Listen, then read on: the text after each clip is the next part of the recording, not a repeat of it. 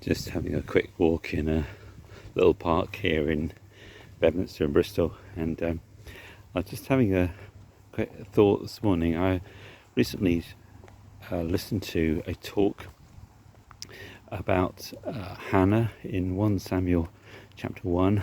Hannah cried out to the Lord for a son, and she really was having a lot of very deep emotional pain for not having children in that kind of culture. Not having children was quite a big social stigma.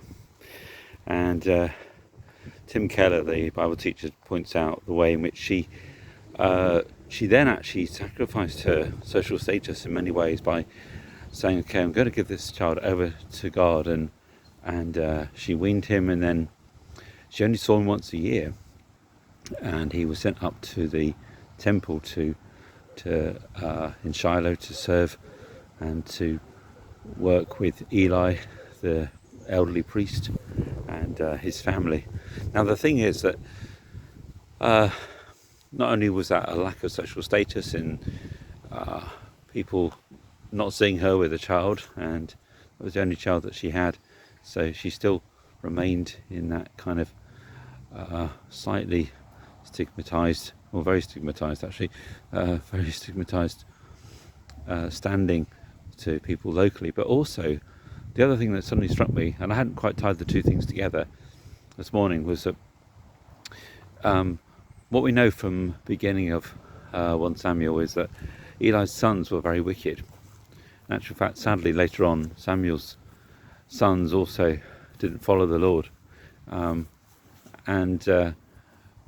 in the upbringing, the early life of Samuel as a child in that temple, and he would have got weaned, and then presumably he went to be there at Shiloh as a little, from the age of a toddler, very small certainly, and each year his mum would take a bigger robe, so that he'd have something that fitted him. You know, when kids are growing up, I'm sure anybody who's got children growing up fast, have to go and get bigger shoes, something that fits them, maybe something a bit big that they'll grow into. We had that experience when I was a kid.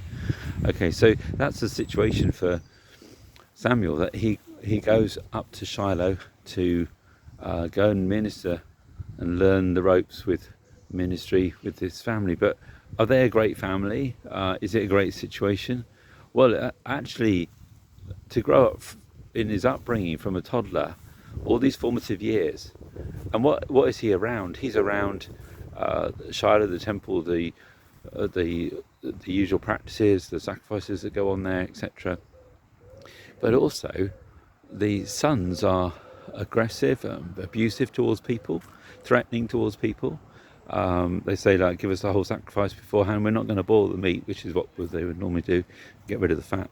But what we want to do is just grab the food straight away, and if people said, oh no, that's not the practice, that's not how it's done, we've got really clear rules that God's given us about do certain things first, and they said, no, don't stop me, I'm just going to grab it off you. So quite nasty people. Not only that, they were sleeping with the women who were serving there at the gate. So they were not pure guys, they were not nice guys, they were quite horrible guys. I doubt that they were that kind and nice towards little Samuel either. We're not told, but they don't come across as people that you would want to be living with, and certainly working with, and certainly if you were a toddler or a small child, or growing up into being a teenager, not a nice environment. And yet God speaks to Samuel. In the middle of all that, he hears God's voice, and he doesn't know it at first, but Eli understands that it's the voice of God. He's very elderly, a guy in his 90s, but he knows enough to know that God has spoken to his people before. And amazing thing is, God speaks to Samuel, and he becomes a man who, not one of his words fell to the ground. He was a guy who really heard God clearly. So I want to pray that maybe you're somebody who has not had an easy beginning. Maybe your earlier life has been not all it was cracked up to be. Maybe you grew up in a religious environment, a religious household, and not everything was perfect.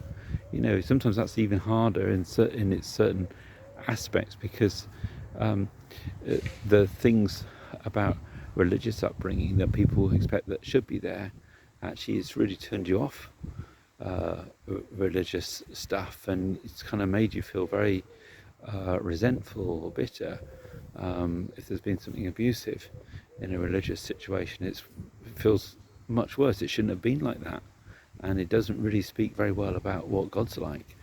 So some people have had that experience, they've grown up in a cult or things like that.